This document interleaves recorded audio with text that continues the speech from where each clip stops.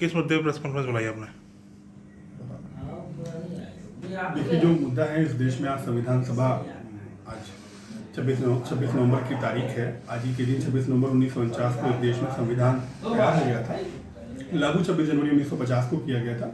हम लोग संविधान में जो हमारे साथ देश का संविधान बिल्कुल प्रायोरिटी के साथ देश में बड़े अच्छे तरीके से लिखा गया है। संवैधानिक विरोध हमारा नहीं है, लेकिन संविधान के कुछ मुद्दों पर हमारा विरोध है। देश के जो पसमानदा मुसलमान हैं, जो दलित मुसलमान हैं, उनको जो रिजर्वेशन नहीं दिया गया, ये कहते हुए कि मुसलमानों में छुआछूत की व्यवस्था नहीं है। इस देश में एक तरफ संविधान ये बताया जाता है कि डेमोक्रेटिक है, देश में बताया जाता है कि धर्मनिरपेक्ष है, और दूसरी तरफ धर्म के आधार पर हमको आरक्षण में छोड़ दिया जाता है। तो इस दोहरे रवैया की वजह से हम इस देश के संविधान का जो आज है वो हम काला दिवस बनाने का काम कर रहे हैं। और हमारी डिमांड सिर्फ इतनी सी है कि देश में जो धर्म के आधार पर हमको छोड़ दिया गया है कि आप मुस्लिम दलित हैं, आप मुस्लिम बैकवर्ड मुस्लिम दलित हैं, इसलिए आपको रिजर्वेशन नहीं मिलेगा।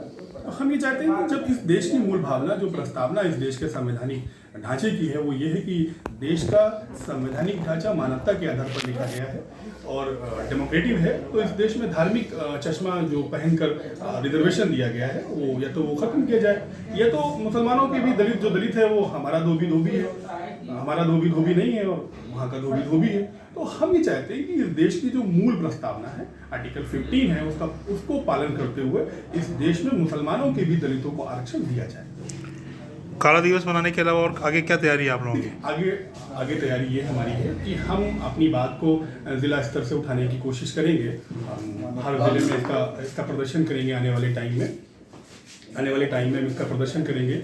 और हम हमारी जो डिमांड है, इससे पहले भी इस देश के प्रधानमंत्री और गृह मंत्री जी को लिख कर भेजिए। इससे पहले के भी जो प्रधानमंत्री और गृह मंत्री रहे, उनको भी लिख कर भेजा है कि हम चाहते हैं कि धारा 341 के पैरा 3 पर जो प्रतिबंध 10 अगस्त 1950 को लगाया गया था, वो हटा दिया जाए और हमको भी जो मुख्य धारा है वो उसमें जोड़ा जाए। लेकिन ये हम पहली बार नहीं कह रहे। इस देश में बाबा कालेकर से लेकर और सबसे लास्ट जो अमिताभ कुड्डू की जो कमेटी बनाई गई है, उन तमाम कमेटियों में इस देश की जो मुसलमान हैं और मुसलमानों में जो बैकवर्ड मुसलमान हैं, जो दलित मुसलमान हैं, उनके पास 72% के पास जमीन नहीं है। लगभग 65% लोगों के पास कारोबार नहीं है, मजदूरी करते हैं। करीब 56% जो बच्चे हैं वो स्कूल का मुंह नहीं देख पाते। 72% से ज़्यादा के जो बच्चे हैं वो हायर एजुकेशन में पहुंच नहीं पा रहे हैं हमारे। और ये हम नहीं कहते, इस देश में सच्चर कमेटी कहती है, इस देश में रंगनाथ मिश्रा की कमेटी कहती है, बाबा कालेकर की कमेटी कहती है, अमिताभ कुड्डू की कमेटी भी यही कहती है। इस देश के प्रधानमंत्री और गृह मंत्री जी को लिख कर भेजिए। इससे पहले के भी जो प्रधानमंत्री और गृह मंत्री रहे, उनको भी लिख कर भेजा है कि हम चाहते हैं कि धारा 341 के पैरा 3 पर जो प्रतिबंध 10 अगस्त 1950 को लगाया गया था, वो हटा दिया जाए और हमको भी जो मुख्य धारा है वो उसमें जोड़ा जाए। लेकिन ये हम पहली बार नहीं कह रहे। इस देश में बाबा कालेकर से लेकर और सबसे लास्ट जो अमिताभ कुड्डू की जो कमेटी बनाई गई है, उन तमाम कमेटियों में इस देश की जो मुसलमान हैं और मुसलमानों में जो बैकवर्ड मुसलमान हैं, जो दलित मुसलमान हैं, उनके पास 72% के पास जमीन नहीं है। लगभग 65% लोगों के पास कारोबार नहीं है, मजदूरी करते हैं। करीब 56% जो बच्चे हैं वो स्कूल का मुंह नहीं देख पाते। 72% से ज़्यादा के जो बच्चे हैं वो हायर एजुकेशन में पहुंच नहीं पा रहे हैं हमारे। और ये हम नहीं कहते, इस देश में सच्चर कमेटी कहती है, इस देश में रंगनाथ मिश्रा की कमेटी कहती है, बाबा कालेकर की कमेटी कहती है, अमिताभ कुड्डू की कमेटी भी यही कहती है।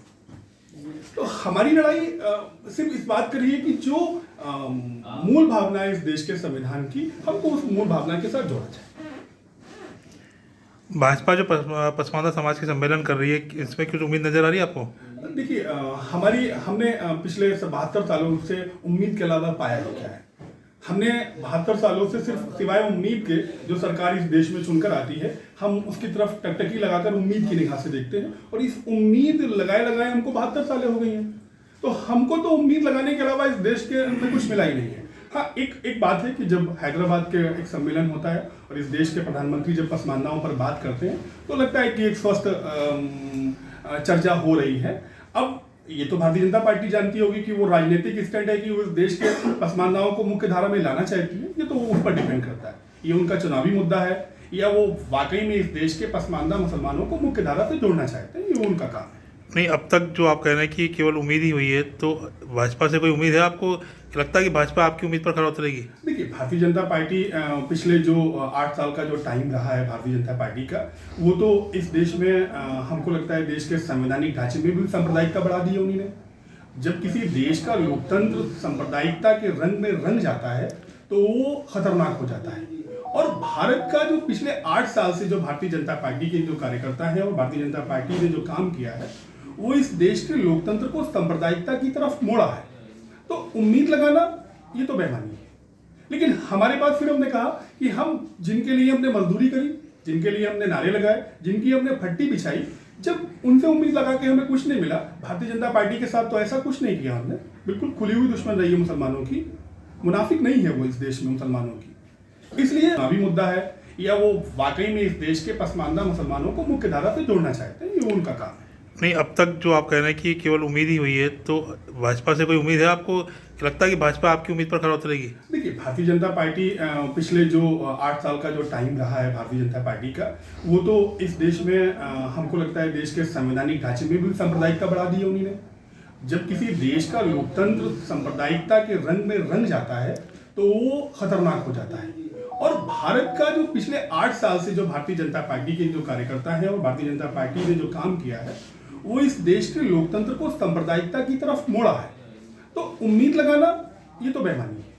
लेकिन हमारे पास फिर हमने कहा कि हम जिनके लिए हमने मजदूरी करी, जिनके लिए हमने नारे लगाए, जिनकी हमने फट्टी बिछाई, जब उनसे उम्मीद लगा के हमें कुछ नहीं मिला, भारतीय जनता पार्टी के साथ तो ऐसा कुछ नहीं किया हमने। बिल्कुल खुली हुई दुश्मन रही है मुसलमानों की, मुनाफिक नहीं है वो इस देश में मुसलमानों की। इसलिए अगर वो एक कदम बढ़ाती है इस देश में मुसलमानों के लिए, पसमानदा मुसलमानों की अगर वो बात करती है कि ठीक है साहब हम मुसलमानों के साथ ये करेंगे, तो क्यों नहीं करेंगे, हम उनके साथ जाने के लिए बिल्कुल कोशिश करेंगे। लेकिन सच्चाई ये है कि ये कदम भारतीय जनता पार्टी को बढ़ाना होगा और वो कदम किसी एक व्यक्ति को राज्यसभा भेजना या किसी एक व्यक्ति को मिनिस्टर बना देने से काम पूरा होने वाला नहीं है। इस देश की जो आत्मा है, इस देश का जो पसमानदा मुसलमान है, उसको अगर मुख्य धारा से जोड़ा जाता है और धारा 341 के पैरा 3 पर लगा प्रतिबंध हटाया जाता है, तो हम लोग भी भारतीय जनता पार्टी के बारे में सोचेंगे। क्यों नहीं सोचेंगे? जो हमारे लिए सोचेगा हम उसके लिए सोचेंगे। नहीं, जिस तरह से लगातार पसमानदाओं के सम्मेलन भाजपा कर रही है,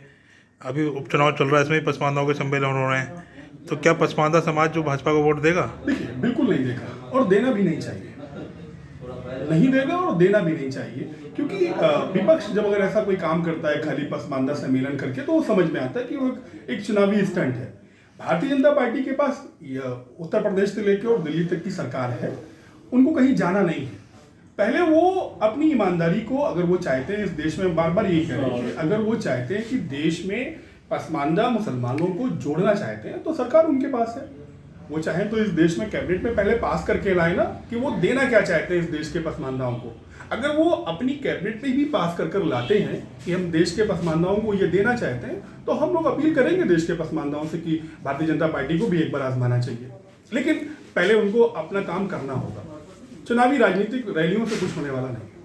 आपका शुभ नाम और पद क्या है? मेरा नाम मोहम्मद आरिश राइनी है, मैं प्रदेश प्रवक्ता हूँ पसमानदा समाज का। अगर आप ये वीडियो YouTube पर देख रहे हैं तो हमारे चैनल को सब्सक्राइब करें और बेल आइकन को दबाना ना भूलें। अगर आप Facebook पर ये वीडियो देख रहे हैं तो हमारे पेज को लाइक करें। डाउनलोड करें अमर उजाला ऐप और पाएं खबरें लगातार।